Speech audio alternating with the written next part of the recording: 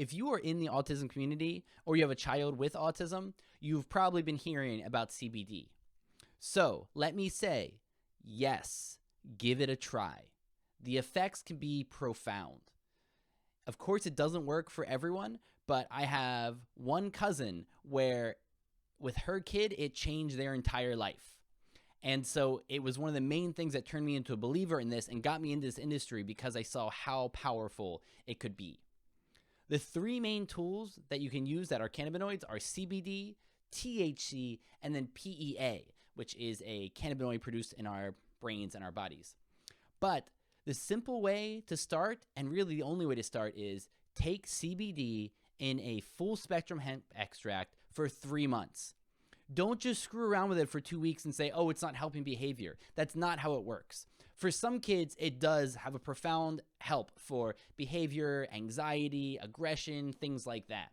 But that's not actually the main reason to take it. That's just a helpful byproduct. You should take it for 3 months because one of the things that cannabinoids do, CBD and THC especially, is grow new brain cells and create new brain connections, which is wild, by the way.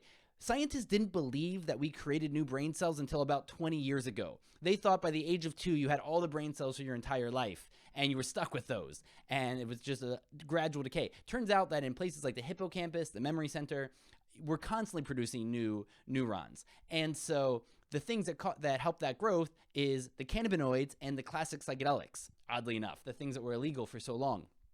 So the reason you want to be taking CBD for a while is it takes a while to form those new connections. So if you're going to do this, don't screw around. Buy 3 bottles, buy 3 months worth, and give them 10 to 20 milligrams every day.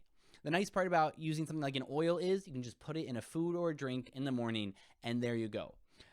If you see great changes in behavior that are helpful or help in sleep, that's great. But we're looking for overall global changes, and that comes from taking it for a longer period of time. And you don't have to take that much of it. So just start there. 10 to 20 milligrams, full spectrum, so you get all the other minor cannabinoids. You get a tiny amount of THC in there. It's like a microdose of THC. All of that's really helpful. After 3 months, you're probably starting to see how much help this is doing. And during that time, feel free to play with higher doses.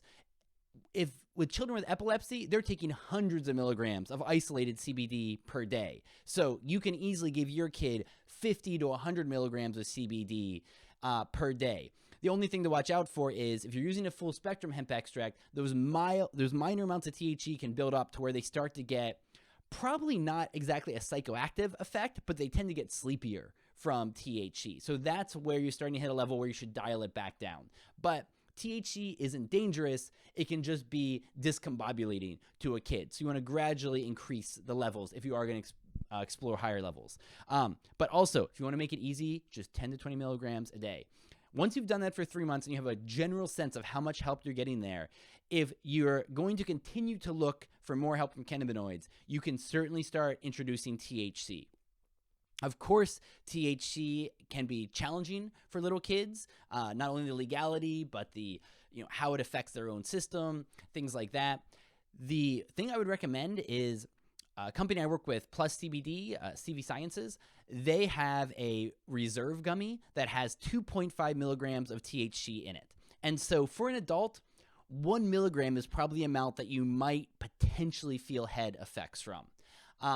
And so, or a little bit lower if you're very sensitive. So just take one of those gummies and split it into quarters and give one each morning. It is a really great, effective way to get a minor amount of THC in the system and know exactly how much you're giving. So with that, I would just give a quarter gummy for a week or two and see if that THC doesn't help as well. Because THC is also growing new brain cells. It also can have behavioral effects in the body as well. So it might be helping with some of the behavioral issues that you might be dealing with. So with THC, again, start low, go slow, but you can use those quarter gummies to explore the levels that work for you.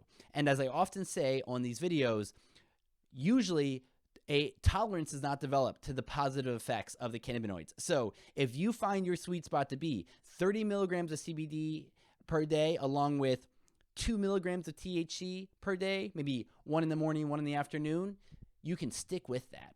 That's what you're looking for. You don't want to be constantly playing with this, but it might take you a couple of months of playing around the levels and the times a day that work for you to find that sweet spot.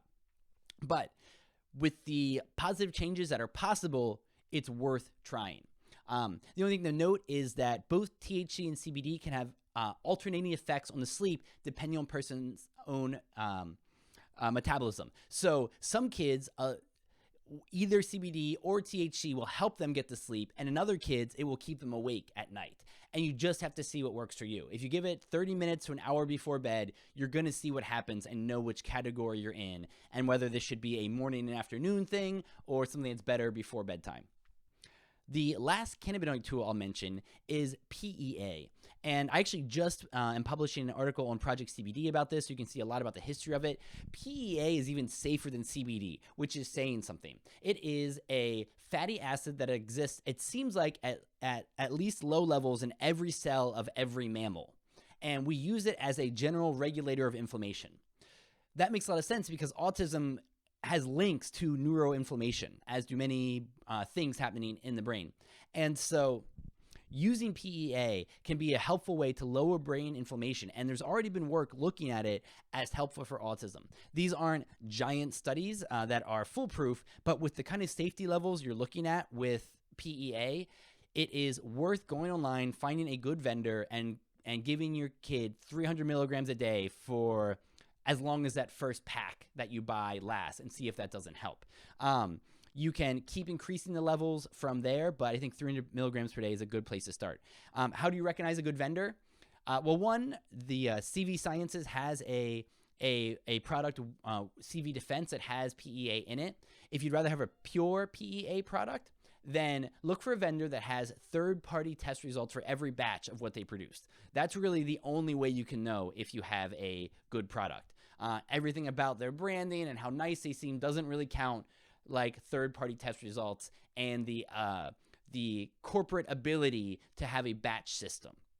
So give PEA a try. It's the third tool that's worth trying here. I have less experience with it personally, but the science is there and the safety of it is there, that it's worth at least going through one pack and seeing if you're not seeing help there. The last tools I'll mention are ones, again, I don't know as well, but I see them being paired with cannabinoids in studies, and that is melatonin, the hormone of darkness, it's called, the one that helps us to sleep, very popular dietary supplement.